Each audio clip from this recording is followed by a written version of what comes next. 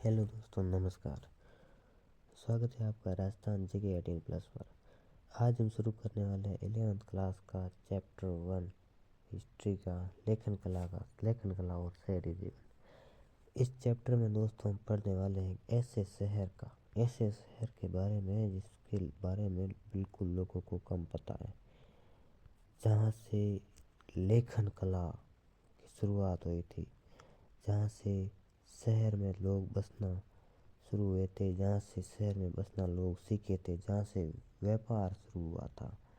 ज़्यादातर लोग यही जानते हैं कि जो शहर है वो बाकी तो नहीं जानते, लेकिन जैसे जैसे जो लोग इंडियन हैं वो तो ऐसा ही सोचेंगे कि सबसे पुरानी सभ्यता वो सिंधु घाटी या फिर मोहनजोदड़ो है। तो नहीं दोस्तों, आप ऐसा सोचते हैं, ये गलत है तो इसके साथ ही, लेकिन सबसे पुरानी सभ्यता जो है मेसोपोटामिया है। और यहाँ पे क्या क्या हुआ था, चलिए आगे बढ़ते हैं और पढ़ते हैं। अगर आपने हमारे चैनल को सब्सक्राइब नहीं किया तो हमारे चैनल को सब्सक्राइब कर ले और वीडियो के साथ एंड तक जुड़े रहिए। तो चलिए देखते हैं लेखन कला और शहरी जीवन। लिखने की जो कला है और शहरी जीवन की शुरुआत है वो कहाँ से हुई और कैसे हुई। ये हुई थी मेसोपोटामिया के बारे में। मेसोपोटामिया से, मेसोपोटामिया नाम यूनानी भाषा के दो शब्दों मेसोस और पोटेमस से मिलकर बना है। इसमें मेसोस का अर्थ है मध्य और पोटेमस का अर्थ है नदी। यानी कि ये जो मेसोपोटामिया का शब्द है ये कहाँ से आया, ये यूनानी भाषा से आया। यूनानी भाषा के दो शब्दों से आया। यूनानी भाषा के दो शब्द कौन कौन से, एक है मेसोस और एक है पोटेमस। जिसमें दोस्तों एक मिनट हटा देता हूँ। हाँ, मेसोस का अर्थ है मध्य और पोटेमस का अर्थ है नदी। इससे यानी कि खूब सीधा सीधा पता चल रहा है कि मेसोपोटामिया यानी कि मध्य, पोटेमस नदी यानी नदी के बीच का भाग मेसोपोटामिया। इस प्रकार मेसोपोटामिया का दो नदियों के बीच का क्षेत्र हुआ। इस मेसोपोटामिया दजला और फरात नदियों के बीच। अब ये जो दो नदियाँ थी ना, ये दो नदियाँ ये हो गया मेसोपोटामिया, और ये हो गई दो नदियाँ, ये हो गई दजला, ठीक है, और ये हो गई फरात। कौन सी हो गई, फरात। और ये हो गया अपना मेसोपोटामिया, ठीक है। मैं शॉर्ट में लिख रहा हूँ एम में, ठीक है, मेसोपोटामिया। अब दोस्तों सवाल ये होता है कि ये मेसोपोटामिया विकसित कैसे हुआ, इतना कैसे विकसित हुआ और क्यों हुआ। क्योंकि दोस्तों ये जो नदियाँ हैं ना, इनके कारण हुआ। कैसे हुआ कि एक तो इन नदियों के जरिए ये व्यापार करता था। कैसे व्यापार करता था, यहाँ पहले के ज़माने में दोस्तों क्या होता था कि व्यापार का एक ही जरिया था, वो था पानी में जहाज़ों का जरिया। एक देश से दूसरे देश में जाने का जरिया सीधा सा या समुद्र से या फिर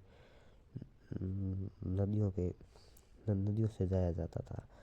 यानी कि नदियों से व्यापार होता था। अच्छा ठीक है, एक बात हो गई। दूसरा ये कि ये नदियों से मछलियों को पकड़ता था, इसमें मछली पालन भी करता था, इसलिए ये बहुत ही फेमस था। तो चलिए देखते हैं आगे। इतिहासकार ऐसा मानते हैं कि शहरी जीवन की शुरुआत मेसोपोटामिया क्या हुई है। मेसोपोटामिया वर्तमान शहर में इराक है, ये इराक का हिस्सा है अभी नाउ, ठीक है। मेसोपोटामिया की सभ्यता किस लिए प्रसिद्ध है, मैंने बता दिया किस लिए प्रसिद्ध है। ये क्षेत्र दो नदियों के बीच स्थित होने के कारण कृषि और व्यापार के लिए विकसित था। मेसोपोटामिया में प्राचीन शहर का विकास हुआ और आगे जाकर सांस्कृतिक केंद्र के रूप में उभरा। यहाँ सभ्यता और विज्ञान का विकास हुए, विशाल और समृद्ध साहित्यों की रचना हुई। अभिलेखों और लेखन का प्रथम प्रयोग इस सभ्यता में हुआ। गणित और खगोल का और विद्या यहीं की देन है। यानी कि सबसे पहले यहाँ जो चीज़ पढ़ाई जाती थी या फिर लोगों को समझ आने लगी थी वो थी गणित और खगोल यानी पूरे भूगोल के बारे में, हमारे ब्रह्मांड के बारे में जो थे वो वहाँ पे पहले से ही पढ़ाए जाते थे। अब चलो आगे देखते हैं। मेसोपोटामिया की भाषा कौन कौन सी थी, ये देखो आप। मेसोपोटामिया की सभ्यता में सबसे पहले सुमेरियन भाषा बोली जाती थी। कौन सी भाषा, सुमेरियन भाषा बोले जाते। 3000 ईसा पूर्व से दक्षिणी मेसोपोटामिया आधुनिक दक्षिणी इराक में बोला जाता था। 2400 ईसा पूर्व के आसपास अक्दी भाषा बोली जाने लगी। यह उत्तरी मेसोपोटामिया आधुनिक उत्तरी इराक और सीरिया के कुछ हिस्सों यानी मेसोपोटामिया बहुत बड़ा था में बोली जाती थी। 1400 ईसा पूर्व के आसपास अरामाइक भाषा बोली जाने लगी। अरामाइक भाषा इब्रू से मिलती जुलती, इब्रू भाषा जो है उससे मिलती जुलती थी, वो अरामाइक भाषा थी। चलिए अगला देखते हैं। अब देखो दोस्तों, सीधा सीधा है कि मेसोपोटामिया का भूगोल क्या था, जियोग्राफी क्या थी, मेसोपोटामिया कैसा था, कैसा दिखता था, क्या क्या था, वो देखते हैं। चलो, ये क्षेत्र वर्तमान इराक गणराज्य का सही हमने पढ़ लिया था। भौगोलिक विविधता से भरा हुआ था, यानी कि यहाँ पे बहुत ही सुंदर सुंदर सीन हमें देखने को मिल सकते हैं। इसके शहरीकृत दक्षिणी भाग को सुमेर और अकद कहा जाता था। बाद में इस भाग में बेबीलोन का प्रभाव बढ़ा तो बेबीलोनिया कहा जाने लगा। यानी कि ये जो दो शहर है सुमेर और अकद, ये दो शहर, इनका नाम एक भाषा के कारण पड़ा दोस्तों। किसके कारण पड़ा? भाषा के कारण। अक्सर होता है कि भाषा के कारण शहर का नाम हो जाता है। यह क्षेत्र वर्तमान शहर में इराक गणराज्य है, यह हो गया। इसके शहरीकृत भाग में दक्षिणी भाग को सुमेर और अकद कहा जाने लगा। बाद में इसमें बेबीलोन का प्रभाव पड़ा और बेबीलोनिया यानी कि बेबीलोन भाषा का जो प्रभाव है वो बढ़ने लगा और इसका नाम बेबीलोनिया हो गया। ये दोस्तों याद रखना है कि मेसोपोटामिया के दक्षिण में साउथ में जो है वो पहला शहर वो कौन सा है? बेबीलोनिया। बेबीलोनिया, ठीक है, ये याद रखना है। इस उत्तरी भाग को असीरियाई कब्जा होने के बाद असीरिया कहा जाने लगा। यानी कि जो अब देखो, चलो ये हो गया उत्तरी। उत्तर में क्या है दोस्तों? उत्तर में जो है वहाँ पे किसका कब्जा होने लगा? असीरिया का। किसका? असीरिया। असीरिया का कब्जा होने के कारण वहाँ उसका नाम असीरिया कर दिया गया। अगले देखते हैं। मेसोपोटामिया की सभ्यता में उरुक और मारी जैसे शहर प्रसिद्ध हुए थे। ये दो इम्पोर्टेंट है, उरुक और मारी। ये उरुक दोनों एक ही, उर और मारी। यहाँ हरे भरे मैदान, यहाँ वृक्ष की ढकी पर्वत श्रृंखला, यहाँ स्वच्छ झरने उपलब्ध हैं, यहाँ जंगली फूल हैं, यहाँ अच्छी फसल के लिए पर्याप्त वर्षा हो जाती है। यहाँ 7000 से 6000 ईसा पूर्व के बीच खेती शुरू हो गई थी। उत्तरी भाग, अब देखो उत्तरी भाग में क्या, उत्तर में ऊंची पर्वत, स्टेपी घास मैदान। ये जो उत्तर में घास के मैदान है, उत्तर में किसमें? मेसोपोटामिया में, ठीक है। यहाँ पशुपालन आजीविका का अच्छा साधन है। यहाँ जानवरों के लिए सर्दियों की वर्षा के बाद चारा घास उपलब्ध हो जाता है। पूर्वी भाग में क्या होता है, चलो देखते हैं। पूर्वी भाग में जो है दजला और उसकी सहायक नदियाँ ईरान की तरफ जाने के लिए परिवहन का साधन है। दक्षिणी भाग रेगिस्तान है जो है दक्षिणी भाग। यहीं पर सबसे पहले लेखन प्रणाली और नगरों का उद्भव हुआ था। उपजाऊ भूमि उपलब्ध है, यहाँ पर उपजाऊ भूमि है वो उपलब्ध है। ये मार्क इसलिए क्या है कि ये इम्पोर्टेंट है, इसलिए ये मार्क किए गए, ठीक है। चलो अगला देखते हैं। आगे है दोस्तों की मेसोपोटामिया की सभ्यता की जानकारी के स्रोत। अब देखो पुरातात्विक, यहाँ जो जानकारी के लिए पता है, मेसोपोटामिया में पुरातात्विक खोजों की शुरुआत 1840 में हुई थी। 1840 के पहले किसी को नहीं पता था कि ऐसी कोई चीज़ थी। यहाँ पे खोज 1840 में पाई गई, ठीक है। पुरातात्विक खोज 1840 में हुई। खुदाई स्थल से मिली कलाकृतियाँ, इमारतें जैसी भौतिक अवशेष दैनिक जीवन की जानकारी देते हैं।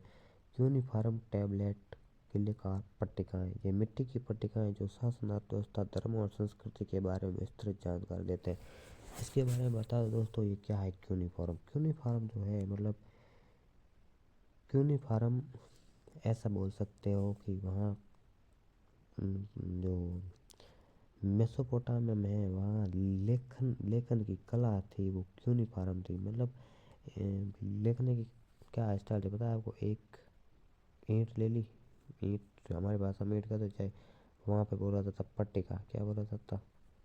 पट्टिका। ठीक है, वहाँ पर एक ऐसी ऐसी ऐसी चीज़ से लिखा जाता था जो नुकीली थी। ठीक है, लिखा भी नहीं जाता था, मतलब ऐसे बोल दो कि लिखा जाता था। जैसे हरकंडे के पौधे से लिखा जा सकता था, जैसे कील के आकार के हो, वहाँ पे चित्र बनाए जाते थे। जैसे इंसान का चित्र बना के वहाँ पे बता दिया गया, ये इंसान के बारे में बोला गया। यहाँ पे गाय के बारे में चित्र बना के ये बता दिया गया, ये गाय के बारे में बोला गया है। ठीक है, ऐसा बोला जाता था। यही थी यूनिफॉर्म। ऐतिहासिक ग्रंथ, भाषाओं में लिखे विभिन्न प्राचीन ग्रंथ, ऐतिहासिक आख्यान, शाही शिलालेख, महाकाव्य, साहित्य और धार्मिक ग्रंथ जैसे जैसे गिलगामेश का महाकाव्य, एनुमा एलियस, ये जो काव्य थे या ये मेसोपोटामिया के प्रमुख काव्य थे। इनकी यहाँ चर्चित थे। अब कला और वास्तुकला, मूर्तियाँ, नक्काशी, स्मारक सामाजिक संरचना का पता चलता है। प्राचीन समय के आभूषण, कब्र, औजार, मुद्रा, मंदिर जैसे स्रोतों से भी जानकारी प्राप्त होती है। मेसोपोटामिया में जीवन यापन कैसे होता था दोस्तों?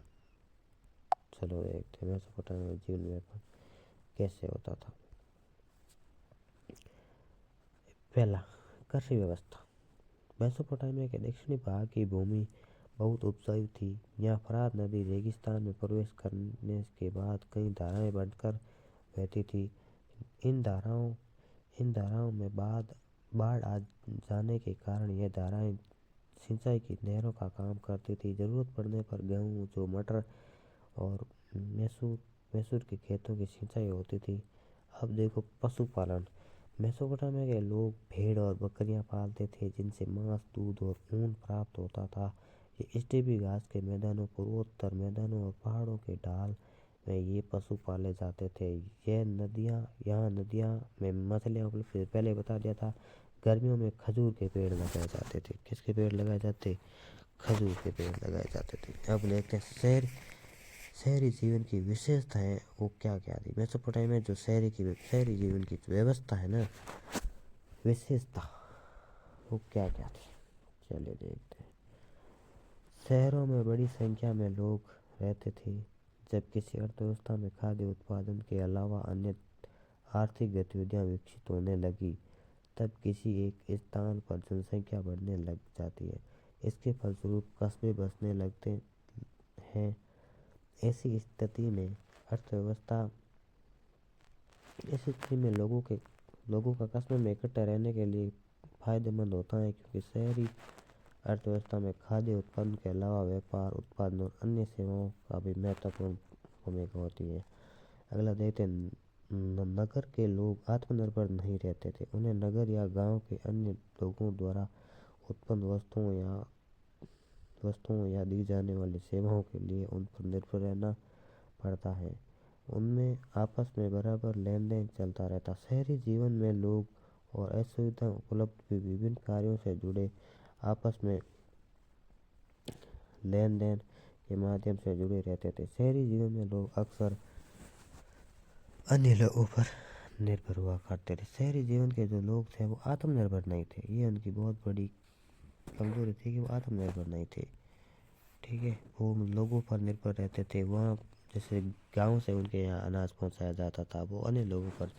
इस प्रकार श्रम विभाजन शहरी जीवन की विशेषताएं थी, जो एक सामाजिक संगठित व्यापार और भंडारण भी जरूरी था। ऐसी प्रणाली में कुछ लोग आदेश देते हैं और दूसरे उनका पालन करते हैं। जैसे मुद्रा काटने वाले को केवल पत्थर ही नहीं, उन्हें तराशने के लिए औजार और बर्तन भी चाहिए। ये वहाँ की विशेषता। अब देखो शहरों में माल की आवाजाही किस प्रकार होती थी, क्या होता था, चलिए देखते हैं दोस्तों। शहरों में मेसोपोटामिया में खाद्य संस्थान चाहे कितने भी समृद्ध हो, लेकिन यहाँ खनिज संसाधनों का अभाव था। दक्षिणी के अधिकांश भागों में औजार, मोहरे और आभूषण बनाने के लिए पत्थरों की काफी कमी थी। यानी कि मेसोपोटामिया बहुत विकसित तो था, लेकिन यहाँ पर खनिज नहीं थे, खनिज की कमी थी। यहाँ पर जो है वो खनिज की भारी कमी थी। यहाँ पर खनिज बिल्कुल नहीं पाया जाता था। इसकी खजूर और पोपलार के पेड़ों की लकड़ी गाड़ियाँ, पहिए या नाव बनाने के लिए कोई खास अच्छी नहीं थी। औजार, पात्र या गहने बनाने के लिए कोई धातु उपलब्ध नहीं थी।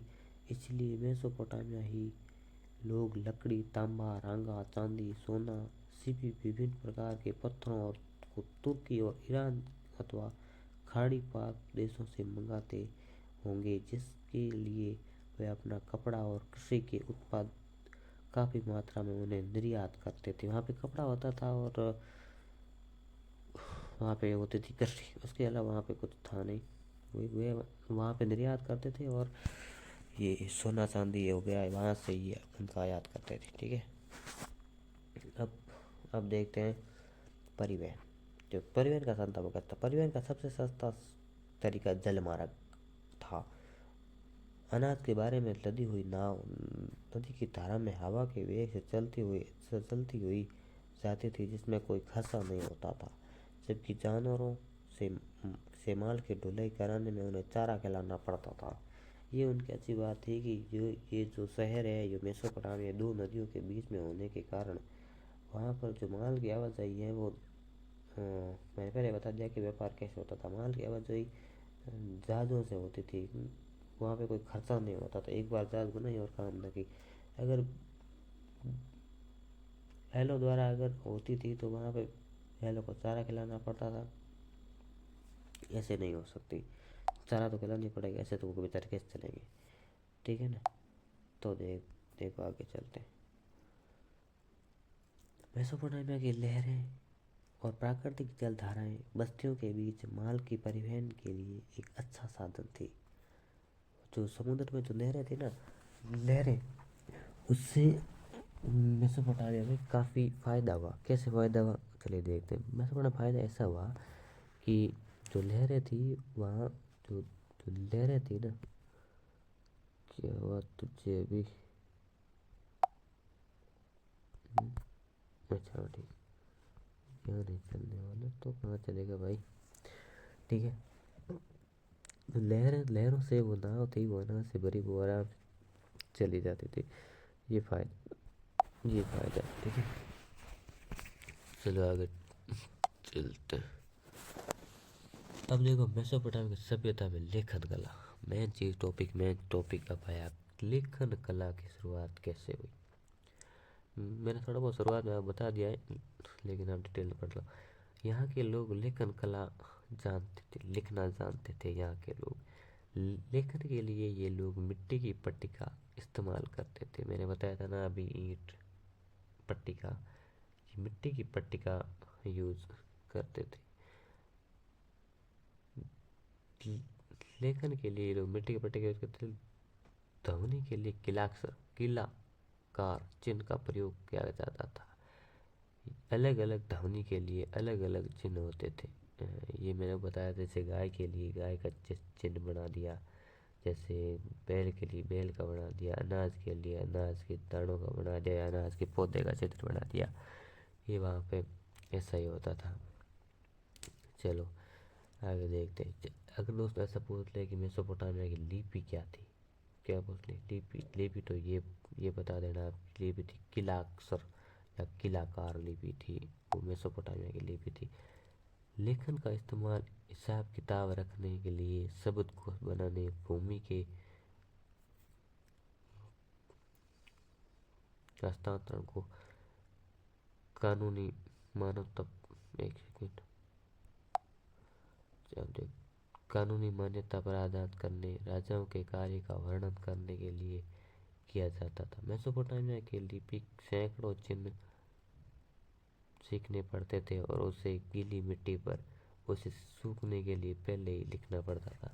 ये उनकी लिखना सीख तो गए थे, लेकिन जैसे मिट्टी पर लिखते थे, मिट्टी की पट्टिका पर इस पर लिखते थे, फिर इन्हें सूखने के लिए रखते थे। और जैसे एक बेल के नीचे अलग अलग चिन्ह बहुत याद करने पड़ते थे उन्हें, अलग अलग हर, जैसे ऐसा तो हो नहीं सकता जैसे गाय का ये चिन्ह बना दिया भाई, जैसे मान लो कि ये गाय का चिन्ह है, ठीक है। अब अगले दिन आया कि मुझे भैंस चाहिए, तो भैंस के लिए तो कुछ जैसे ये चिन्ह बना दिया, ठीक है, ये भैंस के लिए बना दिया। तो उसको ऐसे ऐसे चिन्ह याद रखने पड़ते थे, ठीक है ना। ठीक है, आगे देखते हैं। अगला है, लेखन कार्य के लिए बड़ी कुशलता की आवश्यकता होती थी। अब ये तो कुशलता तो होगी, ऐसे कौन याद करता है, इतने चिन्ह चिन्ह याद करने पड़ते थे ना। तो वहाँ पे इसके लिए अलग अलग भर्तियाँ निकलने लगी, वहाँ पर लोग नौकरी के लिए अप्लाई करने लगे, ठीक है ना। ये सारे चिन्ह विन्ह सीख के नौकरी के लिए उपयोग करने, साक्षरता, कितने लोग पढ़े हुए थे।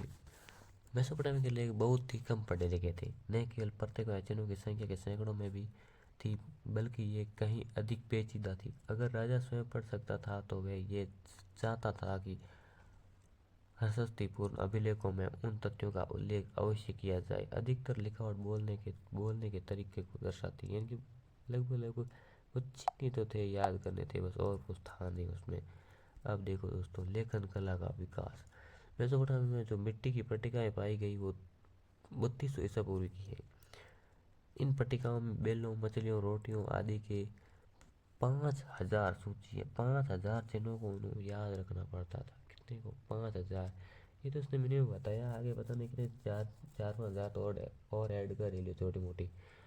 वो 5000 चिन्ह इनको याद रखने पड़ते थे, मिट्टी की पट्टिका में बनाने पड़ते थे। पहले कहा तो इतनी मिट्टी कहाँ से लाई, इतनी मिट्टी, एक मिट्टी, एक पट्टिका पे कितने बनते हैं, 4 या 5 चिन्ह बनते होंगे। फिर सुखाओ, गर्म करो, इसको भट्टी में डालो, बहुत ही खर्चीली थी ये लेखन कला, ठीक है। जो वहाँ के दक्षिण शहर उरुक के मंदिरों में आने वाली और वहाँ से बाहर जाने वाली चीज़ों की होगी। लेखन कार्य संभवतः तभी शुरू हुआ होगा जब समाज को अपने लेन देन का स्थायी हिसाब रखने की आवश्यकता महसूस हुई होगी, क्योंकि शहरी जीवन में लेन देन के अलग अलग समय पर होते थे। ऐसे में इसका हिसाब रखना काफ़ी काफ़ी ज़रूरी हो गया था। तो दोस्तों, लेखन कला की शुरुआत मतलब क्यों हुई? लेखन कला की शुरुआत इस वास्ते हुई, जैसे एक सेठ ने सामान दिया, इसको दिया, इसको दिया, इसको दिया, ठीक है। ये बोल रहा है मेरे पास आज पैसे नहीं है, मैं 2-3 दिन में दूंगा। ये कह रहा है मैं 4 दिन में दूंगा। ये कह रहा है मैं कल दे दूंगा। ये कह रहा है मैं अभी लाया थोड़ी देर, ठीक है। इनके लिए तो कुछ नहीं, लेकिन इनके लिए तो ये 6-7 लोग हो गए ना, ये कैसे याद रखेगा। फिर इसने क्या किया कि मिट्टी की पट्टिकाओं में, जैसे इस आदमी लिया ना, इसके लिए अलग चिन्ह बना लिया, और चिन्ह आज याद रख लिया कि ये आदमी इतने दिन से पैसे देने वाला है। एक और चिन्ह बना दिया इसके लिए, ये आदमी इतने दिन से मुझे पैसे देने वाला है, ठीक है। ऐसे ही याद रखने लगा, और ऐसे धीरे धीरे करते ये लेखन कला का विकास हो गया। शहरी जीवन में लेन देन अलग अलग समय पर होते थे, इसका हिसाब रखना काफ़ी जरूरी हो गया था। यहाँ लोग लेखन के लिए गीली मिट्टी के पट्टिका का इस्तेमाल करते ही लगभग 26 ईसा पूर्व के आसपास वर्ण के आकार हो चुके थे। इस समय सुमेरियन थी, अंत में ये शब्दकोश भी बनाया गया, सुमेरियन भाषा का शब्दकोश बना गया था दोस्तों, ठीक है। आगे चलते हैं, आगे क्या है? मेसोपोटामिया में लेखन कला का प्रयोग। तो मेसोपोटामिया की विचारधारा के अनुसार सर्वप्रथम राजा ने ही व्यापार और लेखन की व्यवस्था की थी। ये जो राजा ने की थी सर्वप्रथम, उस व्यापारी तो की थी, लेकिन जो राजा ने की थी वही वही मानते हैं, छोटे मोटे लोग क्या मानते हैं। चलिए देखते, धार्मिक ग्रंथों, मंदिरों और आराधना संबंधी जानकारी को लिखित रूप में संरक्षित किया जाता था। सामाजिक न्याय, विवाद संबंधी मामलों के नियमों और विधियों के रूप में सुरक्षित रूप से संरक्षित करने के लिए लेखन प्रयोग किया। मेसोपोटामिया का शहर 5000 ईसा पूर्व से दक्षिणी मेसोपोटामिया में बस्तियों का विकास हुआ। इनमें कई तरह के शहर थे। मंदिर के चारों ओर विकसित हुए व्यापार के केंद्रों के रूप में विकसित हुए शहर, शाही शहर, मंदिर, ये जो थे वहाँ के शहर थे, मेसोपोटामिया के शहर। बाहर बाहर से आकर बसने वाले लोगों ने अपने गांव में कुछ चुने चुने हुए स्थानों पर मंदिरों को बनवाना या उनका पुनर्निर्माण करना शुरू किया। मेसोपोटामिया के प्रारंभिक मंदिर साधारण घरों की तरह ही थे, क्योंकि मंदिर भी किसी देवता का ही घर होता है था। मंदिर की बाहरी दीवार कुछ खास अंतराल के बाद भीतर और बाहर की ओर मुड़ी होती थी। ये मंदिरों की विशेषता थी। ठीक है, ये मंदिरों की क्या थी? विशेषता थी। अगला देखते हैं।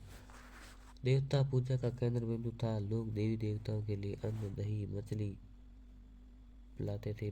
मंदिर विभिन्न प्रकार की देवी देवताओं के निवास स्थान थे, जैसे उर को सुंदर देवता था, इनाना जो प्रेम की देवी थी। ये तो दोस्तों मैं इसको आपको डिटेल में समझाता हूँ। ये है कि बात ये है कि वहाँ पे लोगों ने, वहाँ जो देवता थे ना, उनका नाम था उर और इनाना। एक का नाम था क्या? उर, और दूसरे का नाम था इनाना। उर जो था वो था चंद्र देवता। उर को चंद्र देवता माना जाता है। इसको माना जाता है युद्ध की देवी। क्या माना जाता है? युद्ध की देवी। इनके लिए लोग दही, दूध, घी आदि सब इनको लाके आगे चढ़ाते थे और दान पुण्य इनके नाम से करते थे। राजा वगैरह सब इनके लिए करते थे। और देवता जो तो मिंदर के पूजा केंद्र थे। ठीक है, देवता होते हैं और किसकी पूजा होती है मिंदर में? ठीक है, ये लिखा है इसलिए बता रहा हूँ मैं आपको। अच्छा, यहाँ पे जो है ना दोस्तों, मिंदर जो है ना, मतलब मंदिर जो वहाँ पे ना, मंदिर एक घर की तरह बनाया था। क्योंकि ऐसा वो लोग मानते थे कि मंदिर में देवता रहते हैं, इसलिए मंदिर ये देवता का घर है, इसलिए हम मंदिर को घर के रूप बनाएंगे। उसमें छोटा सा बदलाव था कि मंदिर की जो बाहरी दीवार है ना, वो या तो अंदर की तरह झुकी थी या बाहर की तरह झुका के रखते थे। ठीक है, आगे देखते हैं। ये मंदिर ईंटों से बनाए जाते थे। ये समय के साथ बड़े होते गए। लगभग जिस समय ईंटों के साथ बनाए जाते, जैसे समय डालता गया और बड़े बड़े मंदिर बनने लगे। अब देखो, सामाजिक संरचना। जमीन में प्राकृतिक उपजाऊपन होने के बावजूद कृषि कई बार संकटों में गिर जाती थी। बाढ़ और सूखे जैसे प्राकृतिक विपदाओं की स्थिति में गांव समय पर पुनः स्थापित। कई मानव निर्मित समस्याएं भी थी, जैसे धाराओं के ऊपरी इलाकों व निचले वालों के बीच जमीन और पानी के लिए बार बार झगड़े करते हुए जो मुख्य लड़ाई जीतते थे, वे उन्हें अपने साथियों व अनुयायियों को लूट कर माल बांट कर खुश करते थे। समुदाय के कल्याण पर ध्यान के तहत ही यह ही नई संस्थाओं और परिपाटियों की स्थापित होती थी। ठीक है, इसको रफ कर देना। राजा और मंदिर के बीच में संबंध। युद्ध विजेता मुखिया राजा ने कीमती भेंटों को देवताओं पर अर्पित करना शुरू कर दिया, जिससे कि समुदाय के मंदिरों की सुंदरता बढ़ गई। ठीक है, राजा ने अपने लोगों को उत्कृष्ट पत्थरों और धातुओं को लाने के लिए भेजा। देवता और समुदाय को लाभ पहुंचा। राजा ने ग्रामीणों को अपने पास बसने के लिए प्रोत्साहित किया, जिससे कि वे आवश्यकता पड़ने पर तुरंत अपनी सेना इकट्ठी कर सके। युद्धबंदियों और स्थानीय लोगों को अनिवार्य रूप से मंदिर अथवा प्रत्यक्ष रूप से शासक का काम करना पड़ता था। कृषि कर भले ही न देना पड़े, पर काम करना अनिवार्य था। वहाँ के कृषकों के लिए बोली गई ये बात। ठीक है, आगे देखते हैं। आगे है कि एक अनुमान के अनुसार इन मंदिरों में वैसे एक मंदिर को बनाने के लिए 1500 आदमियों ने 5 साल तक प्रतिदिन 10 घंटे काम किया था। शासक के हुक्म से आम लोग पत्थर खोदने, धातु खनिज लाने, मिट्टी के ईंट तैयार करने और मंदिर में लगाने और सुदूर देशों के जाकर मंदिर के लिए उपयुक्त सामान लाने के लिए जुट रहे थे। ठीक है, आगे देखते हैं। मंदिर निर्माण कला और प्रौद्योगिकी विकास। मंदिर कैसे बनता था बता तो दिया भाई, मंदिर कैसे बनता था। ठीक है, शासक शिल्पों के विकास हो, ये तो कुछ नहीं है, थोड़ा सा हर से में बता दिया है। इसमें कौन कौन पकाने के लिए ज़्यादा था। मूर्तिकला के क्षेत्र में उच्च कोटि की सफलता प्राप्त की गई। एक ऐसे बर्तन आसानी से बनाए जाने के लिए अत्यंत उपयुक्त साबित हुआ। ये कुल्हाड़ के चाक का निर्माण, इसमें दर्जनों के एक ऐसे बर्तन है, कुछ इम्पोर्टेंट नहीं है। ठीक है, आगे देखते हैं। आगे वाला शहरी जीवन और सामाजिक व्यवस्था। अब देखो, सामाजिक व्यवस्था में वर्ग का प्रादुर्भाव हो चुका था। धन दौलत का ज्यादातर हिस्सा समाज के छोटे वर्गों में केंद्रित था। उदाहरण, बहुमूल्य चीजें जैसे आभूषण, सोने के पात्र, सीपियाँ, गहने, लकड़ी के वाद्य यंत्र, ये सब काफी मात्रा में और के राजाओं के रानियों की कब्रों या समाधियों के साथ दफनाई मिली। लेकिन आम आदमी की स्थिति ऐसी नहीं थी। कानूनी दस्तावेज से पता चलता है कि मेसोपोटामिया के समाज में एकल परिवार का आदर्श माना जाता था। पिता परिवार का मुखिया होता, एक शादीशुदा बेटा और उसका परिवार अक्सर माता पिता के साथ रहा करते थे। विवाह करने की इच्छा के बारे में घोषणा की जाती थी और वधू पिता उसकी विवाह की सहमति देने की उसके बाद वर पक्ष के लोग उपहार कर देते थे। विवाह की रस्में जब पूरी हो जाती थी तब दोनों पक्षों की ओर से उपहार आदान प्रदान किए जाते थे। ये वहाँ की जो मैरिज उसके बारे में बताया गया है। ठीक है, वह एक साथ बैठकर भोजन करते थे। फिर मोरुक नगर की विशेषताएं। सबसे पुराने मंदिर नगरों में से एक था। ये था उरुक का मंदिर। उरुक नगर था ना, सबसे पुराना मंदिर कहाँ था? उरुक नगर था। यहाँ से हमें सशस्त्र वीरों और उनसे हताहत हुए शत्रुओं के चित्र मिलते हैं। पुरातात्विक सर्वेक्षणों से पता चलता है कि 3000 ईसा पूर्व के आसपास जब उरुक नगर का 250 हेक्टेयर भूमि में विस्तार हुआ। उरुक नगर की रक्षा के लिए उसके चारों ओर काफी पहले ही एक सुदृढ़ प्राचीर बना दी गई। उरुक नगर 4200 ईसा पूर्व से 400 ईस्वी तक बराबर अपने अस्तित्व में रहा और उस दौरान 2800 ईसा पूर्व के आसपास बढ़कर 400 हेक्टेयर में फैल गया। उरुक ने संस्कृति, कला और धर्म के क्षेत्र में विशेष योगदान दिया। यहाँ पर कई महत्वपूर्ण सांस्कृतिक स्थल और मंदिर। ये व्यापार, व्यवसाय, बाजार और सामाजिक गतिविधियों के केंद्र के रूप में विकसित हुआ। यह उस समय के मोहनजोदड़ो नगर से 2 गुना था। दिन दीर जाकर भेंट चढ़ाते थे। और नगर की विशेषताएं, और नगर में क्या क्या था वो बताया गया। ठीक है, नहीं क्या क्या था वो बता दिया। विशेषता क्या क्या थी? नगर नियोजन की पद्धति का अभाव, ये क्या विशेषता हुई भाई? यह उन नगरों में से एक था जहाँ सबसे पहले 1930 के दशक में खुदाई की गई थी। ये भी विशेषताएं।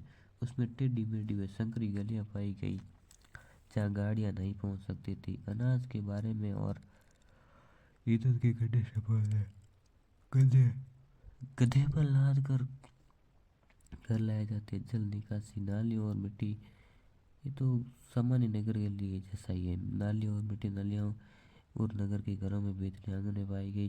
सारा कूड़ा कचरा बाहर गलियों में डाल दिया जाता जमाने के लिए। घरों के दहलीजों को भी ऊंचा बनाया गया ताकि वर्षा के बाद कीचड़ घर में ना आए। कमरों के अंदर रोशनी खिड़कियों से नहीं बल्कि उन दरवाजों से होकर आती थी जो आंगन में खुला करते थे। इससे घरों के परिवारों में गोपनीयता, प्राइवेसी भी बनी रहती थी। ठीक है, अब चलो अंधविश्वास। ये तो कहीं नहीं छोड़ने वाला, जहाँ पे देखो अंधविश्वास तो है ही है। देखो और में पाई गई सुकून सुकून अपसुकून संबंधी बातें पट्टिकाएं पर लिखी थी। ये सगुन सगुन अपसगुन की बातें हैं, ये हर जगह होती थी, मेसोपोटामिया में थी। जैसे घर की दहलीज ऊंची उठी हुई हो तो धन दौलत लाती है। ठीक है। सामने का दरवाजा अगर किसी दूसरे के घर की ओर खोले तो वह सौभाग्य प्रदान करता है। अगर घर की लकड़ी का मुख्य दरवाजा बाहर की ओर खुले तो पत्नी अपने पति के लिए यंत्रणा का कारण बनेगी। और में नगरवासियों के लिए एक कब्रिस्तान था जिसमें शासकों तथा जनसाधारण की कुछ समाधियां पाई गई। कुछ लोग साधारण घरों के फर्शों के नीचे दफनाई हुए पाए गए थे। जैसे आज के आदमी ने समाधि ली, वो समाधि है और कुछ नहीं। घर के आंगन में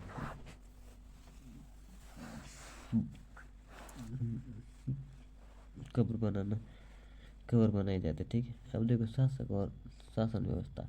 गिलगेमिस ने एन मरकरम के कुछ समय बाद उरुक नगर पर शासन किया।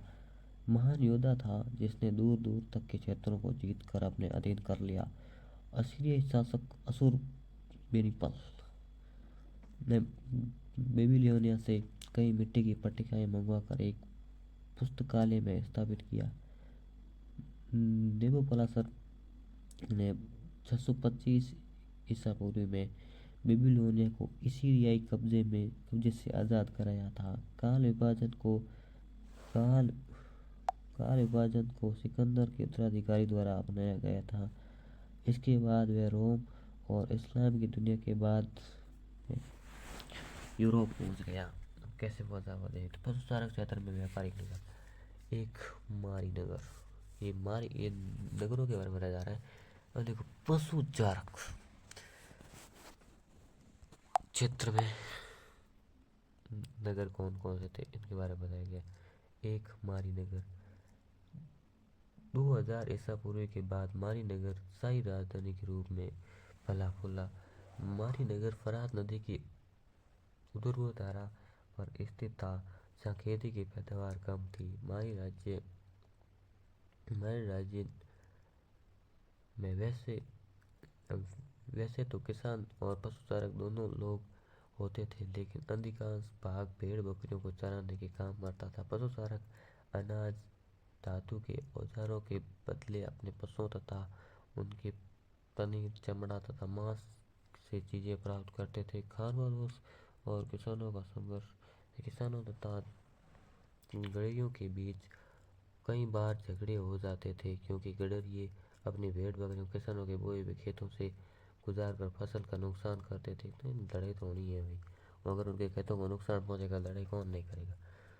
बस्तियों में रहने वाले लोग भी इन पशुचारकों के रास्ता रोक देते और उन्हें अपने पशुओं को नदी नहर तक नहीं ले जाने देते। गड़ेरिया खानवा दोस्त कई बार किसानों के गांवों पर हमला बोलकर उनका इकट्ठा किया माल लूट लेते। यायावर समुदायों के झुंड पश्चिम रोस्तर से आते रहते थे।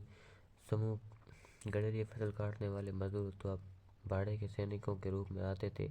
समृद्ध होकर वही यहीं बस जाते थे, काम करने आते थे और यहीं बस जाते थे। ठीक है।